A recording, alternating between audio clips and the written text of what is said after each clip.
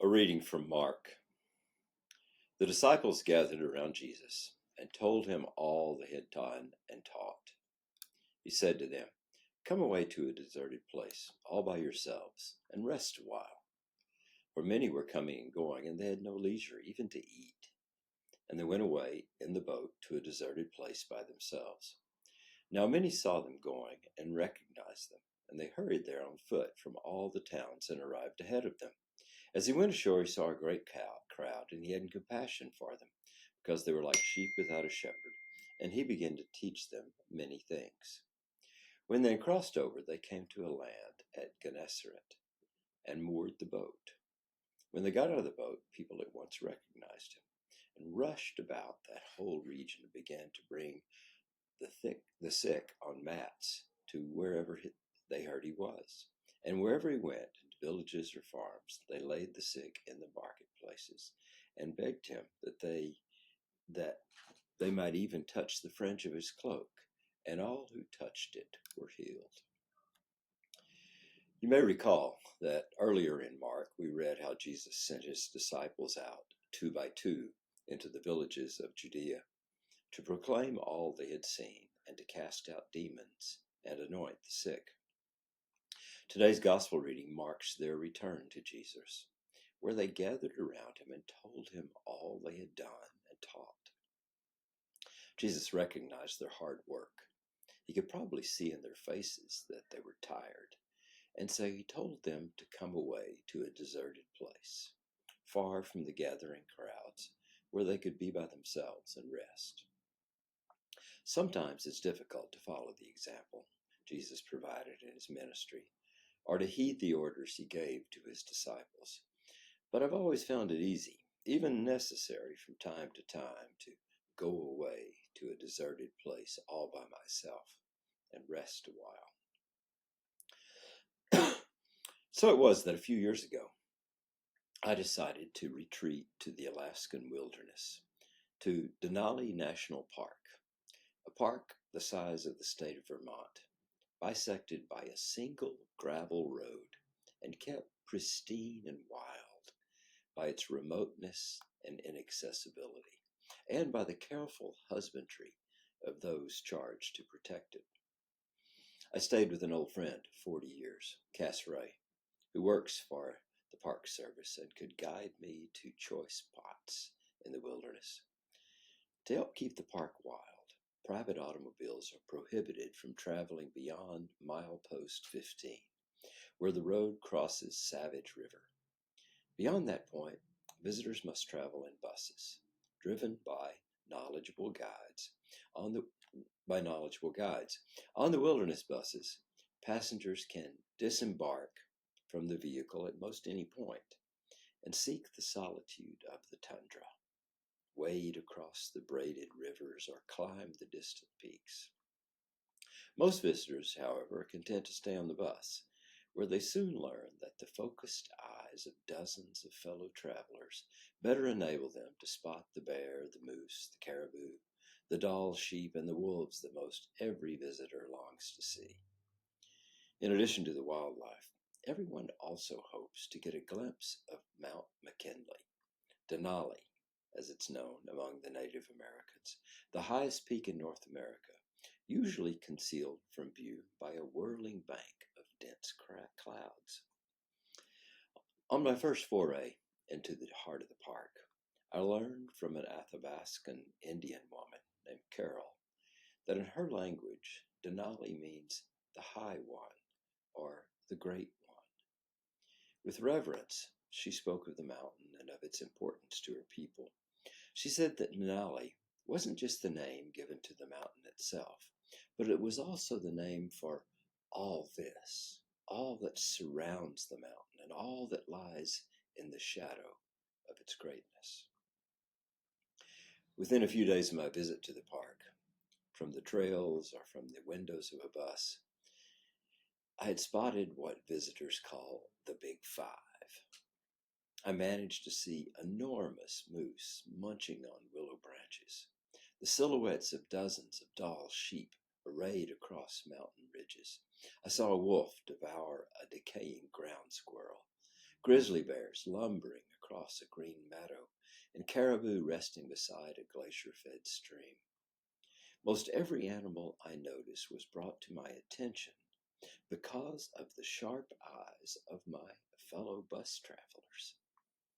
But the sight of Denali, the high one, remained an elusive goal. I kept my focus on the distant peaks beyond which I was told the mountain might appear. Rising more than 20,000 feet above sea level, Denali is so enormous that it creates its own weather patterns, so that the Great One can remain covered in clouds even when the rest of the Alaskan sky is clear. Over the course of a week, I spent hours staring out the bus window, gazing in the direction of Denali. I chose trails where a sighting of the Great One might be possible. I climbed to the top of lesser summits in the hope that the clouds would lift and Denali would come into view. One morning, my friend Cass and I mounted a bus that would carry us to the Ilsen Visitor Center, closer to the mountain, where a clear and unobstructed view of Denali is more often possible. Alas, as intently as I might gaze in the direction of the High One, the best I could imagine was that I might be seeing a bit of the surrounding foothills. So we climbed back on the bus and began the 60-mile journey home, occasionally sighting an ambling grizzly or a nonchalantly grazing caribou. At one point, the bus stopped to pick up a couple of backpackers. They climbed aboard, and as they made their way past the rows of seats filled with passengers arranged like parishioners in pews, I could see that they wore matching sweaters and patches indicating that they were park rangers. They walked all the way to the rear seat, where they hoped that the fragrance they had acquired during 4 days of patrol in the wilderness could be contained.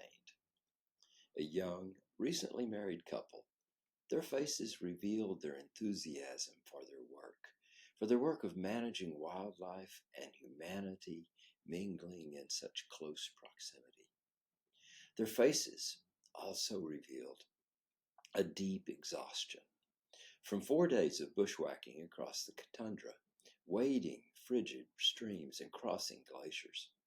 We learned from them that 2 days into their patrol, their cook stove had failed, and that they'd continued their assignment with little to nourish them. My friend Cass, a generous soul who always packs plenty to eat, offered them his peanut butter and honey sandwiches. "Ah, you're kidding," they said. They eagerly accepted the offering, unwrapped the sandwiches with obvious delight, and proceeded to enthusiastically devour each sweet and savory morsel. Between bites, one of the tired and hungry rangers exclaimed, "This is the best bus ride ever." Another passenger pulled a container of ripe strawberries and blackberries from her pack and gave them to the rangers. Then Cass, reaching deeply into his store of provisions, pulled out a Tupperware bowl holding 2 generous slices of the pecan pie he had baked the night before and presented it to them. Between eager bites, this time in chorus, the rangers proclaimed again, "This is the best bus ride ever." I spent a week in the park without ever seeing Denali. Once I thought I caught a glimpse of the Great One between a shroud of clouds, but it was likely only my imagination or my longing. It's probably just as well. It's long been characteristic of the pilgrim's journey to find more in the quest and the desire to see God than in the realization of the yearning. And if Denali had remained constantly in view, I might not have realized the significance of the ride.